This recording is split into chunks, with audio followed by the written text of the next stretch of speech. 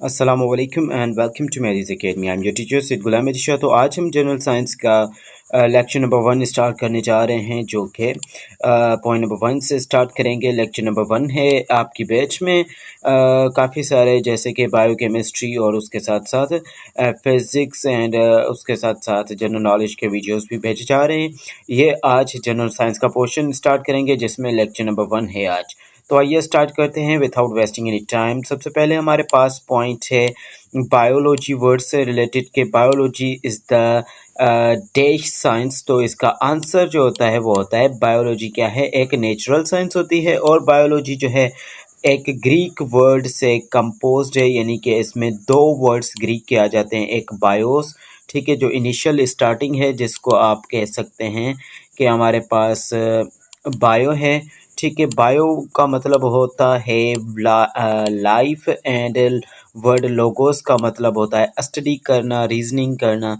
तो बायोस का मतलब हमारे पास क्या हो जाएगा, बायोलॉजी का मतलब होगा स्टडी ऑफ लाइफ। तो स्टडी ऑफ लाइफ वो ब्रांच जिसमें हम स्टडी ऑफ लाइफ करते हैं, उसको हम नेचुरल साइंस की कैटेगरी में रखते हैं। उसके साथ साथ हमारे पास पॉइंट नंबर 2 है, जो कि है एक केमिकल फार्मूला है। ऑफ कोर्स ये विनेगर या फिर एसिटिक एसिड का फार्मूला है, और ये जो फार्मूला है वो क्या है, वो है CH3COOH is the formula of. तो ये फार्मूला एसिटिक एसिड या फिर सिंपल सी लैंग्वेज में जो है विनेगर हम उसे कहते हैं, ठीक है।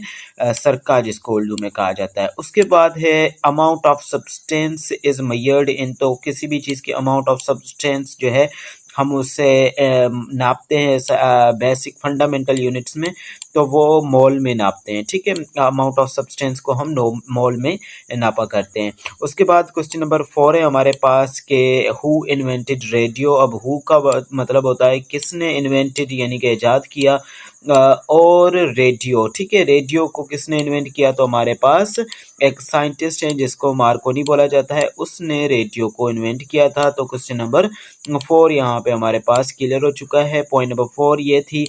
उसके बाद बढ़ेंगे हम नेक्स्ट पॉइंट की जानिब, जो कि है हमारे पास very small and very large quantities are measured in, यानी कि बहुत बड़ी, बहुत स्मॉल क्वांटिटीज़ और उसके साथ साथ लार्ज क्वांटिटीज़ को मेजर किया जाता है साइंस में। यहाँ के जो भी हम पढ़ते हैं, यानी कि फिज़िक्स, केमिस्ट्री, इस सब कुछ में, तो यहाँ पे एक्सपोनेंशियल नोटेशन, जैसे कि मैं अगर सपोज यहाँ पे कोई अमाउंट लिख दूँ, ठीक है, जो कि है 0.00 और उसके साथ साथ 0 और फर्दर कंटिन्यू करता रहूँ, यहाँ पे पॉइंट समझे रिगार्डिंग 0.00000 और 6, ठीक है। तो इस अमाउंट को सही तरह से शो करने के लिए जो फॉर्म यूज़ होगी वो होगी एक्सपोनेंशियल नोटेशन, ठीक है। या फिर किसी तरह से इस तरह से हम कर दें 6.23, ठीक है, 6.23 इंटू 10 रेज पावर 23 कर दें यहाँ पे, ठीक है। तो ये भी क्या होगा, ये भी हम बहुत बड़ी अमाउंट है और ये बहुत छोटी अमाउंट है। तो इस अमाउंट, यानी कि इन अमाउंट्स को मेजर करने के लिए जो हम साइंटिफिक नोटेशन यूज़ करते हैं, यानी कि इसको शो करते हैं, तो एक्सपोनेंशियल नोटेशन, जिसको लॉग की फॉर्म में भी आप कह सकते हैं, ये एक्सपोनेंशियल की फॉर्म में जो है शो करवाया जा रहा है। उसके बाद हमारे पास पॉइंट आ जाती है पॉइंट नंबर 6, जो कि है यूनिट पूछा जा रहा है हमारे पास फ्रीक्वेंसी का, ठीक है। फ्रीक्वेंसी का यूनिट पूछा जा रहा है कि फ्रीक्वेंसी का यूनिट क्या होता है, तो हर्ट्ज हमारे पास फ्रीक्वेंसी का यूनिट माना जाता है। उसके बाद है पॉइंट नंबर 7, जो कि है chemical formula of methane gas. यहाँ पे हमारे पास मीथेन गैस का फॉर्मूला पूछा जा रहा है, तो CH4 जो है केमिकल फॉर्मूला होता है मीथेन गैस का। उसके बाद आ जाएंगे हमारे पास पॉइंट नंबर 8 पे, जो कि है एक्सटेंशन इन द लेंथ, यानी कि सॉलिड है, जैसे कि आयरन वगैरह, यहाँ पे लिख लेंगे आयरन, ठीक है। हम समझ लें कि फ़र्ज़ करें कि ये आयरन जो है एक सॉलिड है, इसको अगर हम हीट करवा रहे हैं, हीट प्रोवाइड कर रहे हैं और ये एक्सपेंड हो रहा है, ये रोड इतनी है, ठीक है, और ये हीटिंग की वजह से ये रोड ज़रा सी इतनी हो गई है, तो ये हिस्सा जो इसका बढ़ गया है, ये क्या है, हीटिंग की वजह से एक्सटेंड कर गया है, एक्सपेंड हो गया है, एक्सटेंशन आ गई है इसकी लेंथ में।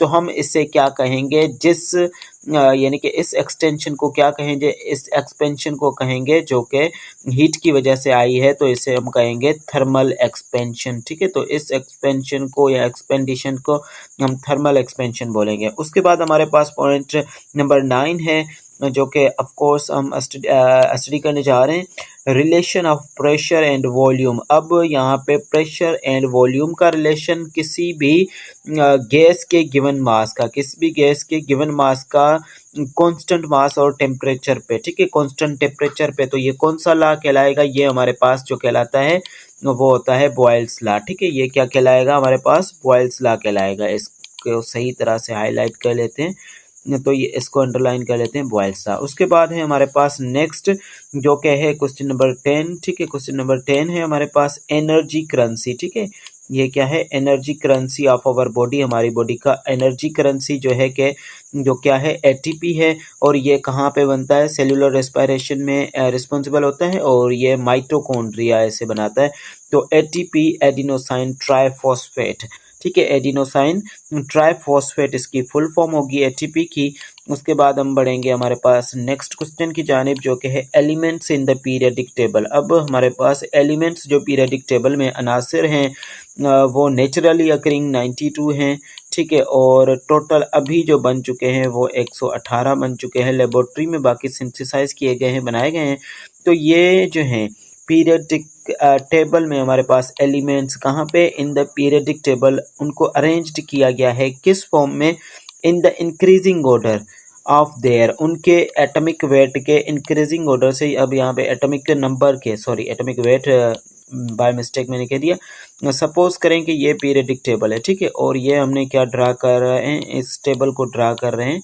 ठीक है, ये एक पीरियडिक टेबल की अरेंजमेंट है, और अब सपोज करेंगे इसमें 1 है, 2, 3, 4, 5, 6 एंड 7। तो ये क्या है, इंक्रीजिंग, यानी कि इस ऑर्डर पे एटॉमिक नंबर के इस इंक्रीजिंग ऑर्डर पे क्या है पीरियडिक टेबल में हमारे पास एलिमेंट्स जो हैं वो अरेंज्ड हैं 1 से 18वें नंबर तक, एटॉमिक नंबर तक। उसके बाद क्वेश्चन नंबर 12 आ जाता है, साउंड हमारे पास क्या होता है, साउंड हमारे पास लॉन्गिट्यूडनल वेव भी होती है, ट्रांसफर वेव भी होती है, उसी के साथ साथ मैकेनिकल वेव भी होती है। एंड उसके बाद आ जाते हैं पॉइंट नंबर 13 पे, mass of the earth is, mass of the earth जो है यहाँ पे राउंड ऑफ किया गया है। ये जो हम ऊपर जिक्र कर रहे थे कि एक्सपोनेंशियल नोटेशन का, तो ये इसका एग्जांपल है। अर्थ का जो मास है वो है 5.98 इंटू 10 रेज पावर 24। तो ये जो है एक्सपोनेंशियल नोटेशन की फॉर्म में है, एक्सपोनेंशियल फॉर्म में है। तो इसको आप कह सकते हैं कि वो वैल्यूज़ वो जो ज़्यादा बड़ी हों या ज़्यादा छोटी हों, तो उनको हम एक्सपोनेंशियल नोटेशन की फॉर्म में नापते हैं। ठीक है, एक्सपोनेंशियल नोटेशन की फॉर्म में नापते हैं। उसके बाद एटॉमिक वेट, अब एक था एटॉमिक नंबर, जो कि हमने कहा कि पीरियडिक टेबल में एलिमेंट्स एटॉमिक नंबर के इंक्रीमेंट के, यानी कि बढ़ने से, इंक्रीज, इस तरह पे एरो का साइन किया है। तो ये एटॉमिक वेट जो होगा, ठीक है, जैसे कि मरकरी का पूछा जा रहा है, Hg का मतलब होता है मरकरी। ठीक है, Hg का मतलब क्या होगा, मरकरी। तो atomic weight of Hg is 200.59 जो है ग्राम्स, या फिर AMU भी आप इसे कह सकते हैं। ठीक है, AM और U उसके बाद, ओके, इज ए क्लियर। अब उसके बाद है nucleic acid is present in, nucleic acid हमारे पास कहाँ पे प्रेजेंट होता है, तो ये माइटोकॉन्ड्रिया, न्यूक्लियस और क्लोरोप्लास्ट में न्यूक्लिक एसिड हमें मिलता है। न्यूक्लिक एसिड क्या होता है, ये बेसिक बायोमोलिक्यूल्स में से एक होता है, जो कि हम आगे जाके डिस्कस करेंगे। और आप जो भी पढ़ रहे हैं नर्सिंग की बैच में, तो वहाँ पे भी जो है आपके लिए है। लेकिन ये बैचेस जो हैं जनरल साइंस की, जैसे कि हमारे पास काफ़ी सारी और बैचेस भी जा रही हैं, तो उनके लिए जो है ज़्यादा डीप में नहीं पढ़ाएंगे उन्हें। तो ये क्वेश्चंस जो क्लियर करवा रहा हूँ वो यही क्लियर होंगे। बाकी जो डीप जहाँ पे यानी कि नर्सिंग की बैचेस और भी MLT की या फिर DPD की, तो उसमें हम यहाँ पे डीप में समझाते हैं। यहाँ पे जो है इसी लेवल पे क्वेश्चन आएंगे जो कि आपको पढ़ाए जा रहे हैं। Dash is the backbone of DNA। अब DNA की अगर फुल फॉर्म की बात की जाए, तो DNA यानी कि डीऑक्सीराइबो न्यूक्लिक एसिड, और ये इसका बेस क्या माना जाता है, शुगर और फॉस्फेट। अब जैसे कि शुगर हमारे पास कौन सी होती है, शुगर हमारे पास पेंटोज शुगर होगी। ठीक है, जैसे कि पेंटोज शुगर होगी यहाँ पे। ठीक है, PEN TOSE पेंटोस शुगर होगी, जो कि फॉस्फेट के साथ बेस ऑफ द बैकबोन बनाती है, ठीक है, पेंटोस शुगर। तो यहाँ पे शुगर एंड फॉस्फेट मॉलिक्यूल क्या होंगे हमारे पास, बेस बैकबोन होंगे हमारे पास डीएनए के। उसके बाद हमारे पास 17 नंबर पे क्वेश्चन आ जाता है बेसिक यूनिट ऑफ लाइफ। तो बेसिक यूनिट ऑफ लाइफ जो है वो है हमारे पास सेल, ठीक है। अब सेल को डिस्कवर किसने किया था, वो तो जो है रॉबर्ट हुक ने किया था। रॉबर्ट हुक, यहाँ पे हम शॉर्ट फॉर्म में लिखेंगे Robert Hooke, HOO and KE। Robert Hooke ने इसे डिस्कवर किया था। तो कब किया था इसको, 1665 में इसको डिस्कवर किया गया था हमारे पास। उसके साथ साथ हम पेन का कलर ज़रा सा चेंज करेंगे ताकि ज़रा सा सीक्वेंस भी चेंज हो।